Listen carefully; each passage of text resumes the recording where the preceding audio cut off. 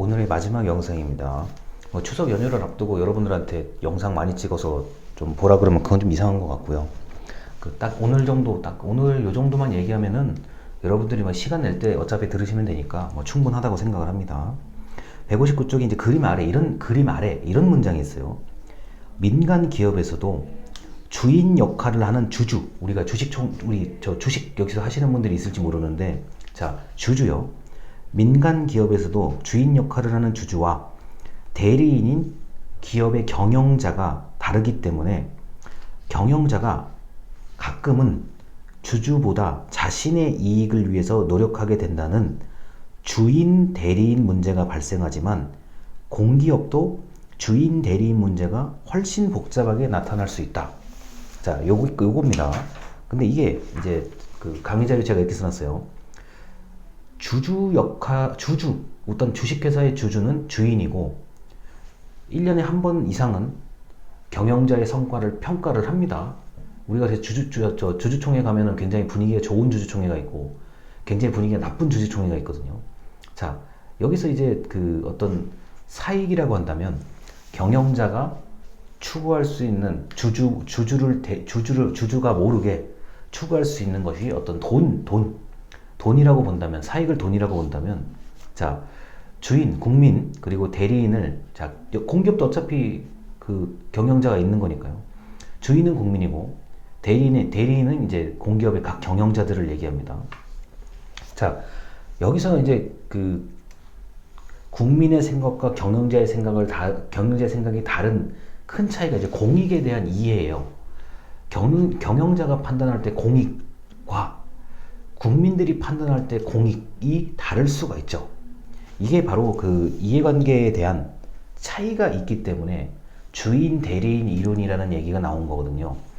지금 제가 그 주주하고 기업 경영자, 국민과 공기업의 경영자, 이걸 지금 굉장히 단순하게 얘기했기 때문에 제 설명이 분명히 좀 한계가 있거나 잘못 표현되는 것들이 있는데, 일단 일반적인 기업은 주주가 원하는 것도 돈이에요. 그게 뭐가 됐든지 돈이고, 경영자가 원하는 것도 자기에게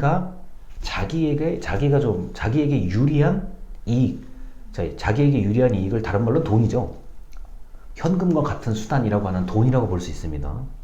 자, 그래서 주주가 잘 알지 못하는 방법으로 경영자가 자신의 이익 추구를 할 수가 있죠. 그걸 전 단순하게 돈이라고 얘기한 거고요. 자, 국민과 공기업의 경영자 마찬가지죠. 국민이 모르게 공기업의 경영자가 어떤 공익을, 좀 국민이 생각하는 것과 다른 형태의 공익을 추구할 수도 있는 거고, 때로는 사익을 추구하다가 문제가 되는 경우도 있죠.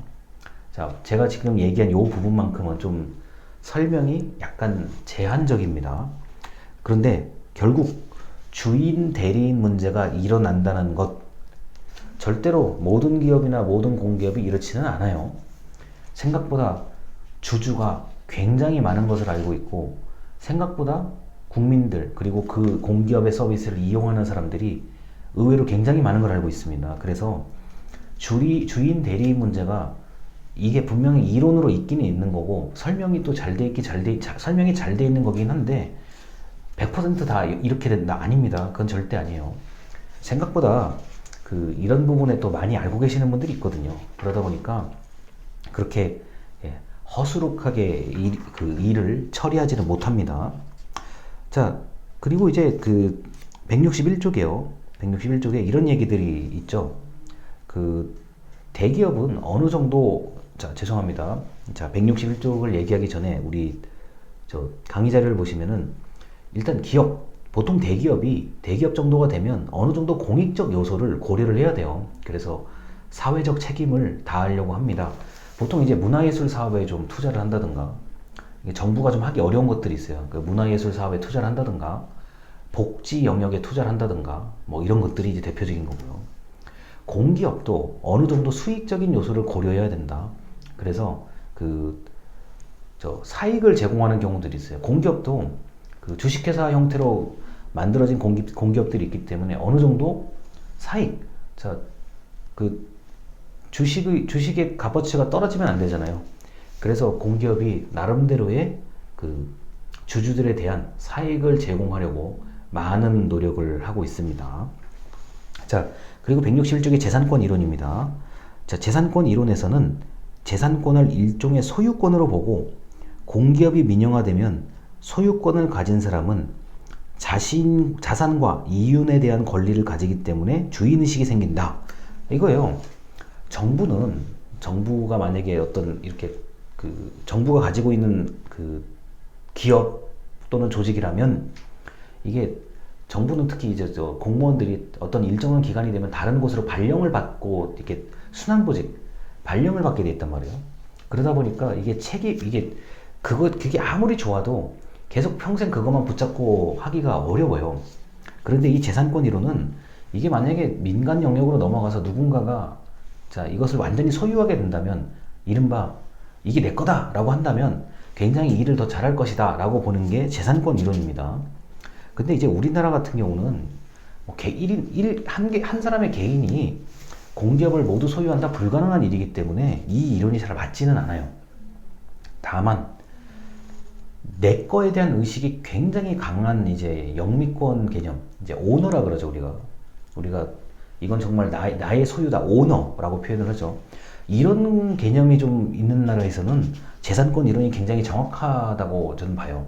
왜냐면은 내 거냐, 이게 내가 죽을 때까지 내 거냐, 아니면은 내가 잠깐 경영을 대신 해주다가 날짜가 되면 떠나는 사람이냐, 여기에 대한 차이는 분명히 있어요. 이게 재산권 이론이거든요. 그래서 이런 주인의식에 관련된 얘기로 공기업을 접근하는 경우들이 또 있습니다. 자, 그 다음에 이제 넘어갈게요. 어디냐면요. 164쪽입니다. 164쪽의 두 번째 문단 중간에 나와 있습니다. 이러한 구조에 대해 주인인 국민의 입장에서는 대리인인 공기업이 수행하고 있는 업무를 완전히 알 수 없는 정보의 비대칭성 문제가 생긴다. 자, 그리고 대리인인 공기업 입장에서는 너무 많은 간섭 구조가 있다. 자, 여러분, 공기업은 약간만 잘못하면 언론에서 굉장히 보도되기가 좋고 이용자, 고객들도 굉장히 불만을 나타내기가 좋은 시스템이에요.